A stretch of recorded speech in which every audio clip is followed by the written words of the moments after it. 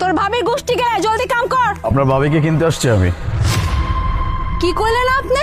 আপনি বিধবাটারে কিনতে আইছেন? মুখ সামলিয়ে কথা বলুন। আপনি ওনাকে বিধবা বলতে পারেন না। আমি আপনাকে বলছি আপনার ভাবিকে আমি কিনতে আসছি। আমি শুনছি আপনি নাকি আপনার ভাবিকে বিক্রি করতেছেন। তা বলেন, আপনার ভাবির জন্য আপনার কত টাকা চাই?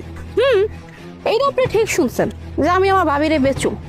আসলে এটা রেখে তো কোনো লাভ নাই, এটা একটা বেকার জিনিস, গাড়ির উপর পইরা আছে। কিন্তু আপনি এই বিধবারে কেন কিনবেন? হ্যাঁ, এই বিধবারে কিনে আপনি কি করবেন? দেখেন, মস্করা করেন না, এখান থেকে জানগা। আপনার সাথে মশকরা করতে আসি না আমি এখানে। আমি যা বলছি একদম সত্যি কথা বলছি। আর বললাম না, ওনাকে বিধবা বলবেন না। আপনি শুধু আমাকে এটা বলেন যে আপনার ভাবিকে কিনতে হলে আপনাকে কত টাকা আমার দিতে হবে। মনে হইতেছে তুই এক মহৎ মানুষ।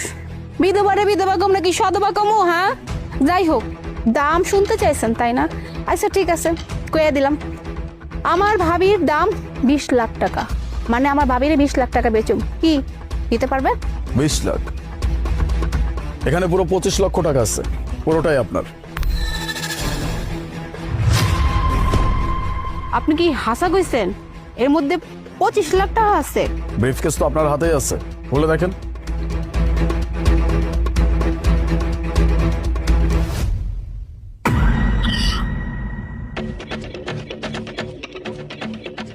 এই তো সত্যি কথাই কইতেছেন, পুরো ব্রিফকেস ভর্তিটা।